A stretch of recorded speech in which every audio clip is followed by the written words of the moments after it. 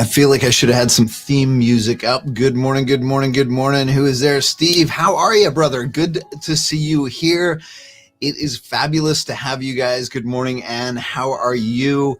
It is good to have you guys here. And guess what? Today's an exciting day because you don't just get to listen to me ramble and rant for half an hour. We actually have a guest today. My new friend Neil Campbell is going to join us. Hey, good morning, Brenda, over on LinkedIn. It is great to have you here. Thanks so much for tuning in. As always, I am going to monitor the website, mikecameron.ca, the Facebook, all of the things. So without further ado, I am going to, well, you know what? I should welcome you to the show. This is Men Up with Mike. This is the show where we talk leadership, personal development, all things self-improvement, all through the lens of what it means to be a dude. So I absolutely love it when I get the opportunity to bring a guest on that is making an impact for men all around the world. Would you help me welcome my new friend, Neil? How you doing, Neil? What's going on, man? Good, Mike. How are you? I am doing well. So you took a day off today. Yeah, I decided this is a pretty big deal to be on the Man Up with Mike show. So I had to make sure I went through hair and makeup and everything this morning and be at my very, very best for you. Thanks for having me. Yeah. We sent our staff over to take care of you and shine you all up and everything, right? Unbelievable team. I've never had stronger hair in my life. I love it. I love it. Well, I got to correct it because it's not Man Up with Mike. It's Men Up with Mike. Sorry. And that's intentional because, again, it's about community. The men is plural on purpose, which is exactly the kind of conversation you and I are going to have, because it is really about creating a community of dudes that come together and share. Good morning, Janet. Good morning, Aaron. How are you? All right, you've got a fan, Neil. Janet says you're an amazing guest. And then she laughed. I don't know. I'm not sure about the laughter, but yeah, Janet is an incredible, beautiful soul. We connected a couple of years ago. She's a survivor of sexual abuse as well. She's wrote a book, My Tears Were for Her. And we actually got to meet pre-COVID, and she has been a supporter of mine ever since. So I think she's down in Phoenix, Arizona right now, enjoying the sun and tuning in. Yeah, she's an incredible person. Fantastic. You know, again, it's so incredible when community comes together. Good morning, Kathleen. How are you? Sorry, Neil, I'm going to say hi to people as they pop on. So absolutely. Forgive me for being a little bit scattered here, but we'll make sure we get lots of time to have your conversation and share your story. So tell us a little bit about who you are and what you're all about, man. Yeah, so obviously I'm Neil Campbell, and I am a father of two wonderful girls, 21 and going to be 18 here in January, McKenna and Naya. I've been married for 26 years. I met my wife in grade 9. She hated me from day one, so we knew it was true love. We remained friends throughout school and ended up realizing that we were actually falling in love. So I live here in Edmonton. And I do a little bit of public speaking and bringing awareness to childhood sexual abuse. I am a survivor of childhood sexual abuse. I was abused over the span of a year when I was 9 years old. And my journey has been a very long and difficult one, but here I am on your show. So things have definitely turned around for me. Yeah, I mean, that's just amazing. So tell us a little bit about what prompted the sharing of your story, because, you know, you and I talked and you remained silent for a very, very long time. Yeah, I literally stayed silent for over 35 years. So roughly in 2016, I believe roughly around there, the Me Too movement was in full swing, and it was great. The awareness they were bringing was wonderful, but I wasn't happy with the fact that there was not a lot of attention being given to men and boys. And for me, obviously that hits very close to home. So I went home one day a little bit pissed off about it all, and I just sat down in front of a computer. I typed out my story. blasted it to all the news and media people I could get a hold of. And God bless Andrea Ross at CBC. She picked it up. And in November of 2017, I went public on CBC website with my story, and things have just kind of snowballed after that.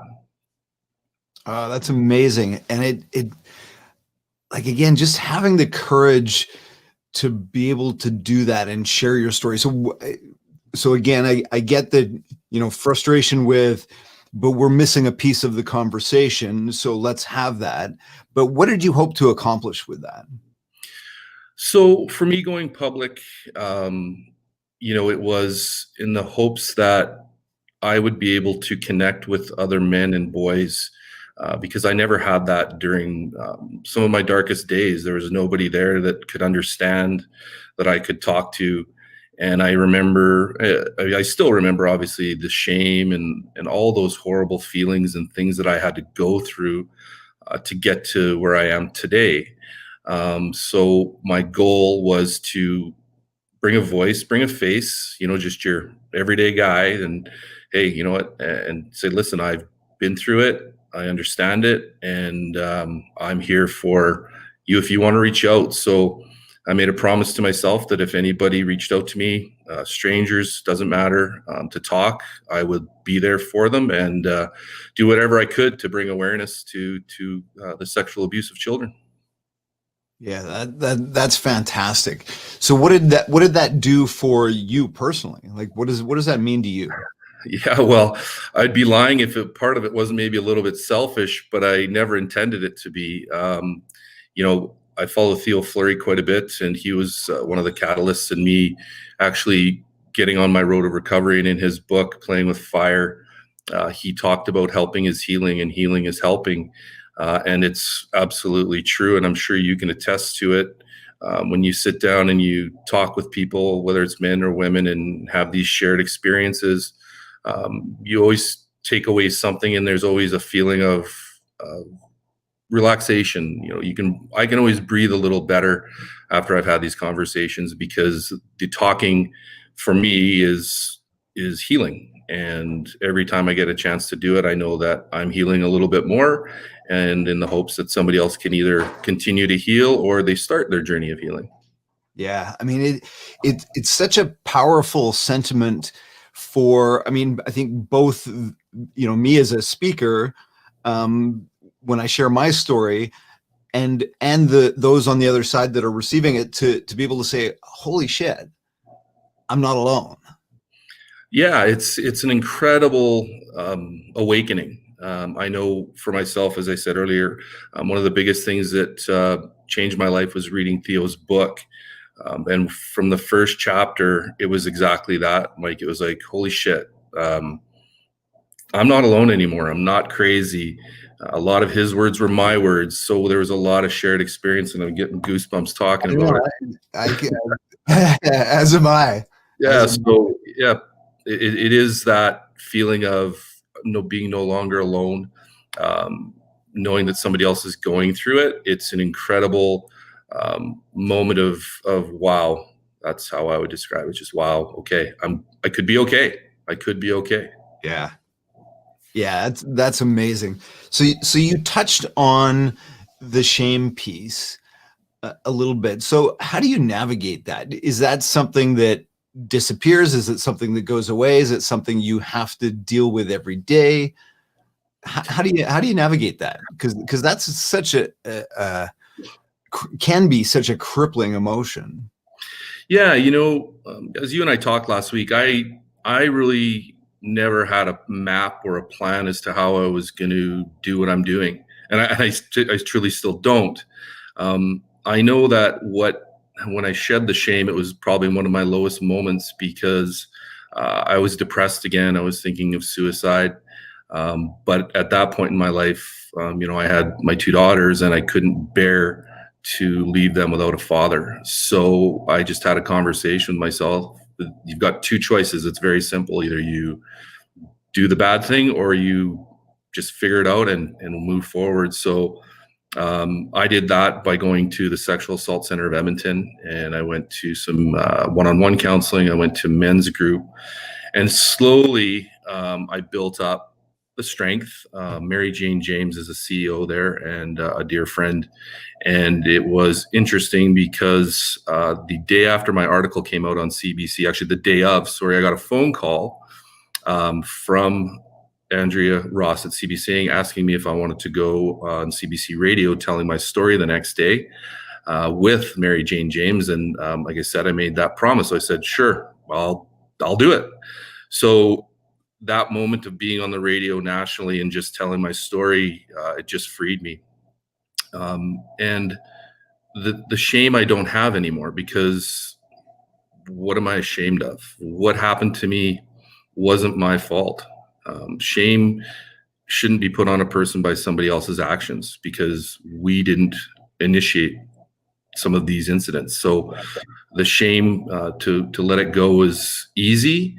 And I did say in one of my interviews, now that I've gone public and continue to talk, is what can anybody do to hurt me? What can you say to me about my abuse? Let's talk about it. In telling my story, honestly, Mike, I've had nothing but love, support. There's only ever been one situation where somebody was negative to me about it. And you know what? I said, that's okay.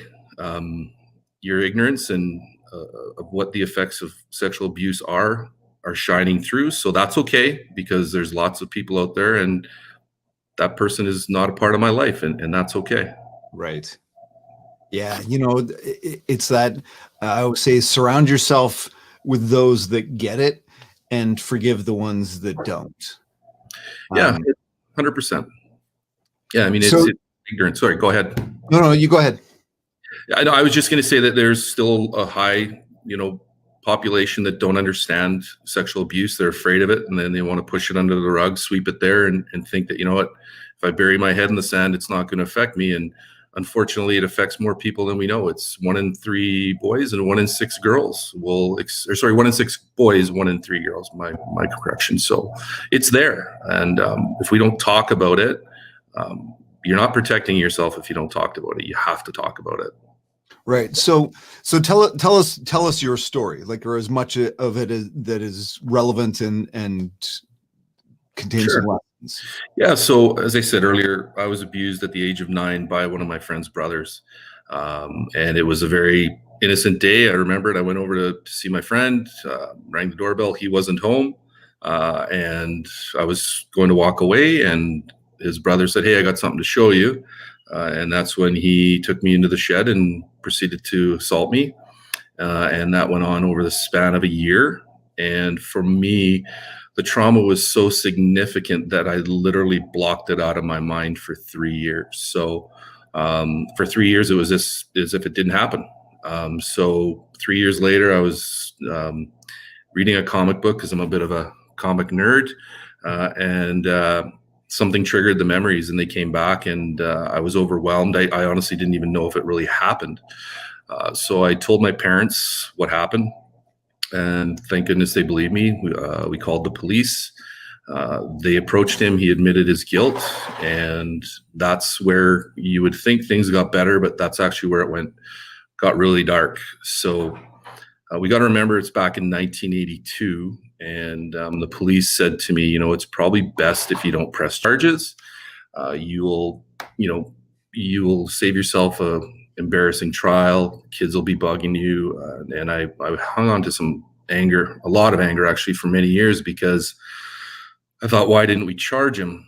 But, I look back now, and perspective is very interesting, because in 1982, people were very ignorant to sexual abuse. And I know that back then, if it had come out, I'm sure I would have been teased. Kids would have called me horrible names, told me I would have probably liked it because I kept going back, because people don't understand the control that these predators have over their victims. So that's where I started drinking heavily, and I drank heavily for 35 years, just trying to block it out, wearing my mask every day, getting up. I'd walk around. I was terrified. But you would ask people that knew me, and I was that joker, always laughing, having a good time. But on the inside, I was just absolutely horrified to get up every day and have somebody find out, and to have that in your brain, and suicidal thoughts daily, just depression. It was a horrible, dark existence for many years. Like I said, I wasn't living, I was just surviving. Right. I just want to sit with that for a sec. And thank you for sharing that. That is so powerful. And I'm so glad I asked you, because, I find sometimes, even as an interviewer, you've told what happened, but you hadn't told your story. And it would have been easy for me just to sort of carry on with that. But there is such a power in actually hearing your story that is just so moving. And that's what moves people to act. And I talk about this a lot with the power of story and the power of sharing your story. So again, I can't thank you enough for having the courage to share that, and just how powerful that is when we can see, we can look at statistics all day long. Like you said, 1 in 6. And, again, you could pull out the numbers all over the place, and we could do charts and graphs and data. But until you actually have a human being sitting in front of you and seeing the impacts of this stuff, that's what makes people take fucking action. And this is why I'm so honored to have you on the show and be able to share this conversation. Dana says your story will save and change lives. Yeah, not will, has. I can guarantee it. Kathleen says that's huge. Anne's reminding me to breathe. Thank you, Anne. Janet says yes. So powerful. I love it. Sean, never stop talking. Janet, nice. People need to hear the stories. Thank you guys for doing this. So many lives will be touched and changed, says Janet. Yeah, it's just, again, the power of story to impact change is just incredible. So I asked you when we were talking privately, and I want to ask you again to see if you had any thoughts. What did that 10-year-old boy need at that time? Oh, wow. What did he need? Yeah, I remember you asking me that, and I think my reaction was, man, nobody's ever actually asked me that before that I can recall. So, what that 10-year-old, 9-year-old boy needed was he needed to be held. He needed to be heard. He needed to be believed. And he needed to talk. But he didn't know how to ask or do any of those things due to the instantaneous change in his thinking. Right. Like I said, my whole life, my whole mindset shifted when I was put out of that shed. I never thought the same again. I've had to go to cognitive training just to get rewired a bit, because the way I saw the world after that was not the way any 9 or 10-year-old boy should. So, it's interesting you asked that, because I had a great lesson last week, and somebody asked me if I've ever had any compassion for that young boy. And I thought I did, but when I actually sat down and thought about it, it's like, no, I haven't, because I've never truly said to myself, it's okay. It wasn't your fault.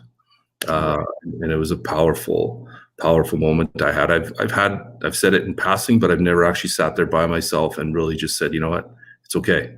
It's okay. It wasn't your fault. And I had some compassion, some much needed compassion for that 9-year-old boy. Yeah, that's a beautiful thing, and it's a hard thing, and that was kind of why I asked about the shame piece, because even still, I think sometimes it's easy to, intellectually we know that it's not our fault. Intellectually we know that I shouldn't be, or again, I hate to even say I shouldn't be feeling shame, because you should. I mean, you should feel whatever you feel, but again, how do you acknowledge that? How do you actually move through that? Because you can't just push it aside. It is absolutely something that needs to be moved through. Yeah, it has to find its place, right? And with the shame piece, it's really, to me, and once again, this is just my personal journey, is that it was just truly accepting that, you know what, It wasn't my fault, and also educating myself as best as I can in the fact that understanding what the effects of childhood abuse have on a person, and understanding that, okay, the feelings that I had, the way I perceived myself, the way I didn't love myself, where all these bad behaviors that I had, this is natural reaction to a very traumatic event that most people have. So why beat myself up about it? Yeah, it's horrible, it happened, but my reaction to it was what the human body does. It tries to protect itself, and the mind does the same thing. And unfortunately, the mind takes us down some pretty dark places sometimes. Yeah. So what do you do? Do you still get into those dark places? How do you manage that? Yeah, I have those moments for sure. I mean, I don't want anybody that's listening to me today to think that I'm done. I'm good. I have days where I'm down, and all I do is breathe. Like you said, you take that moment and then just have that conversation that it's okay, and replay in my mind of what I've been doing, what I was, where I was, and understanding that having these moments are part of the journey. Um, but also recognizing that these are getting less and less and less. There's more beautiful moments like this than there are the bad ones. It doesn't matter in life. You're always going to have ups and downs. So my downs are just a little different than some people, and that's okay. I just navigate it by trying to love myself, having that compassion for the man I am now, and being easy on myself. Definitely trying to be easy on myself. Yeah, that's a beautiful thing, and it's not an easy thing to do, right? It's a simple concept, but it's not an easy thing to do, and that's where I think sometimes we get lost in this, just love yourself and all will be good. Yeah, well, that's great, but it's kind of an ongoing practice. Yeah, for sure. And once again, I'd be remiss if I didn't mention that, I still reach out for help. I have appointments at SACE. I've just realized that I want to go back and have some conversations, because this is a lifelong journey. So I reach out to certain people to have conversations. Janet Little is one of them. She's always out there. We have great conversations, and we bounce things off of each other. And it goes back to what you and I talked about last week. Is, for me, the biggest thing is to talk. And if I'm talking, I'm healing, and I always feel better. So I have some great support systems out there, and in my toolbox, as they call it. And sometimes it's easy to forget and be that macho guy. Well, I don't have to do this. I got it on my own. And no, I don't. I can't do this on my own. Like, there's not a chance. There's an army of people behind me that have helped me get to this point in my life. So being vulnerable is hard. Of course it's being hard, because nobody wants to show that they're weak, and we can all do it on our own. We're awesome. We're perfect people. We don't need this I got it all. Well, no, you're wrong. Everybody needs help. And I understand that reaching out for that is hard. I mean, I remember walking through the doors of SACE and my heart beating through my chest, and oh my God, I'm going to sit in this room, and I'm going to be dissected, and are they going to ask me details and all this stuff? And then just they're an incredible organization, and the way they helped me, be able to feel safe and talk was incredible. And going into the men's group and surrounding myself with other men that have been through similar experiences, sadly, it was a wonderful thing. Because I wasn't alone anymore. And these are men. Holy shit, these are men.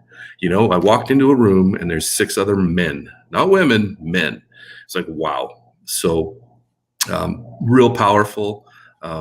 And just to sit in that room once again with men that I'd shared experiences, I walked out a million different emotions, but I remember one that was just really powerful, is that I'm not alone anymore. I'm not alone. I'll be okay. I'll be okay.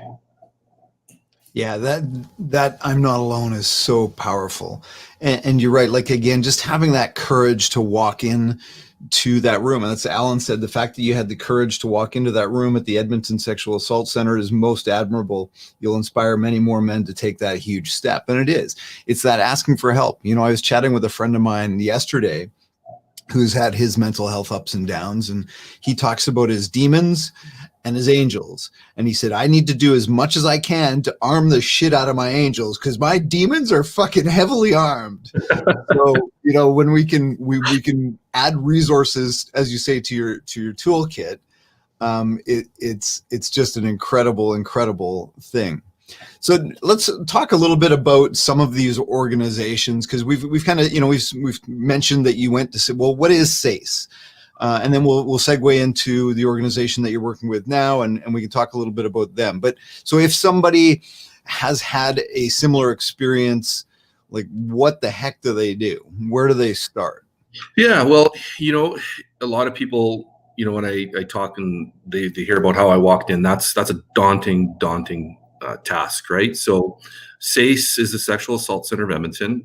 They support all people that have experienced trauma at no charge. And for a lot of people, walking in would be difficult. So what I would recommend is they do have a toll-free number, which I probably should have had, but I didn't realize I'd need it. But, you know, pick up the phone and you know what, give them a call. You know, you don't have to be sitting face to face, because I know that's not easy, sitting in a room with a total stranger telling your most intimate secrets. So give that a shot. Maybe that'll work for you. Start there. As I tell everybody, the first step in your journey is going to be talking. That's where it all starts. As soon as you start talking, you've taken that first step. When I went public, you know, I've had numerous people reach out to me and say, thank you. I wanted to talk about it, but I didn't know how. So talking is where it all begins. So yeah, with the Sexual Assault Center, I do some public speaking for them on behalf of the United Way. Every November, they do a campaign drive to raise awareness. So I'm kind of unique in the fact that I don't work for the United Way and I don't work for SACE. I proudly say I'm a former and current client. So yeah, they're a beautiful organization, and Mary Jane James, the CEO, has been a long supporter of mine and continues to do so today. Yeah, that's amazing. So I just dropped a link for the SACE contact in the notes here, and I think that'll show up on. We're streaming to like 7 different platforms, so I think that'll show up on my Facebook page one. But it's sace.ca is where you can find SACE. So tell us a little bit about the work that you're doing now because we talked about you've got a drive going on right now for another incredible organization. So tell us a little bit about that.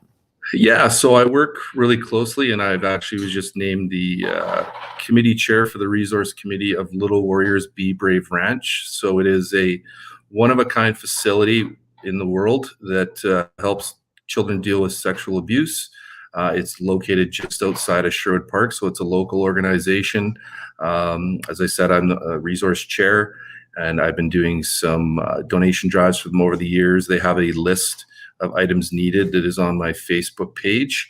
And what I'm doing right now is for those that can donate anything, whether it's cash or goods, I can pick it up. You can go to the list, see what they need.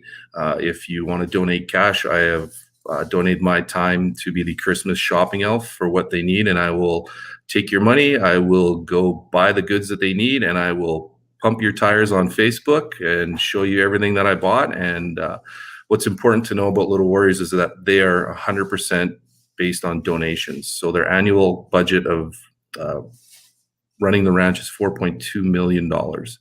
It costs roughly $25,000 to put one child through therapy through their incredible program. So this is not a government-funded organization.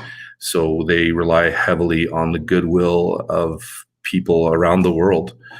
So right now, I'm going to do a drive, and if you feel that you want to donate, reach out to me, and I will make it happen for you. Okay, so we're now charging for admission retroactively to this session. It's a minimum donation of $5. I don't know. I'm making things up. Obviously, everybody is feeling the effects of this pandemic, but friends, if you can afford to give, make sure you do, and I'll make sure that I do just for having you on. I appreciate that, Neil. So what's your Facebook page? I am just Neil Campbell. I don't have a page set up for Little Warriors. I'm kind of a lone wolf out there and do my own things. So reach out to me via Messenger. And if you want to hear more of my story, I did do 2 articles for CBC, and you can just Google me and you'll see my wonderful face. So you click on that and there'll be a couple links. But you're right, it's tough time for everybody right now. And that's absolutely the truth, that the little donations go a long way as well. They go from anywhere from, $10 can buy crayons, can buy coloring books, right, can do more than you actually understand. So anything helps for sure. And I appreciate any support that we get. So tell us a little more about who would go to Little Warriors? Who would show up there? Who would call? What do they do? So Little Warriors, what they do is ultimately people reach out to them to have their children go to the ranch. Gloria Meldrum is the CEO and founder, an incredible person. So you register there for treatment, and they look at how many kids they can have at one time. They are only allowed a certain amount of children, and depending on availability, I know that they're backed up, sadly, as many of these places are. They don't have the resources, they don't have the cash to address all the people they can, but you can go to littlewarriors.ca and check it out. They've got a great page. It tells you everything about the ranch itself, and they even have a virtual tour, which is really cool. So you get to see all these beautiful rooms that they've built for the children, therapy rooms. They've got a hockey rink. They've got a beautiful playground. It's a large chunk of land that they're on, and the kids go out there and they are treated as they should be. Right. So this is something like in your case that you might have gone to afterwards when you were 11 kind of thing. Is that? Yeah. I think I would have, maybe, I don't know. But I sure would have liked to have known it was there. Right. I remember the first time that I actually went out there. I was just dropping off some goods for them, and I was lucky enough to get a tour, and I remember getting in my truck and driving away and crying, and I was like, oh my God. And it just brought back so many emotions. And then I guess it's that angel on this side that said, isn't it wonderful that there is a place though that kids can get the help they need? And that put it into perspective for me. Sadly, sexual abuse isn't going away anytime soon, but thankfully we have places like SACE and Little Warriors, people like Janet Little and others that are speaking up to bring awareness to it, because the talking will help. And if we talk, people will slowly become more comfortable to tell their stories, to share their stories, and support each other on their journeys of healing. Yeah. And what are your hashtags? We talked about these the other day. Yeah, I have my hashtags. So I'm going to put them in the comments here. It was hashtag talking will help, hashtag find your voice, hashtag find your freedom. And yeah, for me, when I found my voice, I found my freedom. I wasn't incarcerated by shame and depression any longer. So it rings true that when we talk, we will find our freedom. Yeah, that's amazing. Neil, thank you so much for talking with us today. What's the best bet for people to find you? Just on Facebook? Is that? Yeah, at this point, like I said, I haven't got any big plans of building my own page as of yet. But yeah, just look me up on Facebook, Neil, Neil Campbell, Campbell. Yeah, we'll get you to drop a comment in the video, so then people can just click on you later, and then they can connect with you if they want to connect. So, Neil, thanks again so much for joining me today. Man, I'm so proud of you for doing what you're doing, and it's just, I don't know, like the sense of community that we create. You know, we all have our own causes, we all have our own issues, things we want to impact, we want to make in the world. But when we do it collectively, it's just so much more powerful. So once again, thanks a ton for sharing your story. And friends, if you're watching, if you have a few extra bucks, go check out Neil's Facebook page, donate where you can, or check out littlewarriors.ca and give where you can. And as always, my friend, continue to make beautiful shit happen. Have yourselves a great